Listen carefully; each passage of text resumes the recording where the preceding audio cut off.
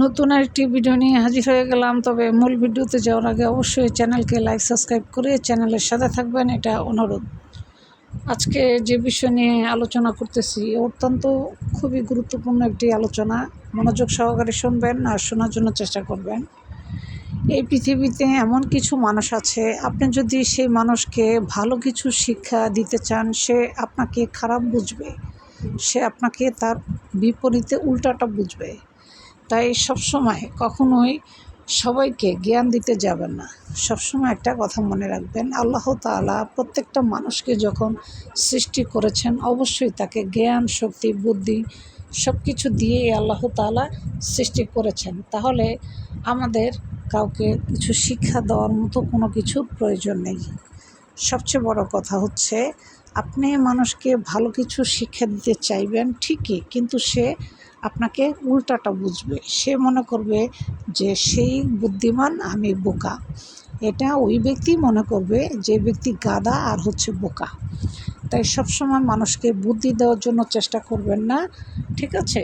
কারণ যার যার ইয়া নাফসি তার তার। আর সবচেয়ে বড় কথা হচ্ছে, দুনিয়াতে আসছেন একা, যাবেনও একা। তবে সবচেয়ে বড় কথা হচ্ছে, আপনি ভালো কিছু তাকে শিক্ষা দেওয়ার জন্য চেষ্টা করবেন, যদি সে গ্রহণ করে।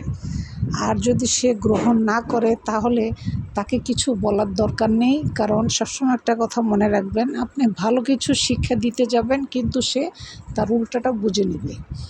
তাহলে বোঝা গেল ওই মানুষকে ভালো কিছু শিক্ষা দেওয়ারও দরকার নেই, তার কাছে যাওয়ারও দরকার নেই।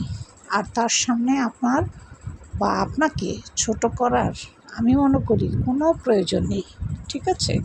এমন ব্যক্তিকে জ্ঞান দান করবেন যে জ্ঞান নিতে চায়, যে বুদ্ধি নিতে চায়, যে ভাবি বা ভাইয়া আমি এই জিনিসটা বুঝতেছি না, আমাকে এই জ্ঞানটা দেন, আমি এই জিনিসটা জানি না, আমাকে এই জিনিসটা জানান। কেউ যদি আপনার কাছ থেকে জানতে চায় তাহলে আপনি তাকে, সেই ক্ষেত্রে আপনার যদি ভালো কিছু জানা থাকে আপনি তাকে জ্ঞান দান করবেন।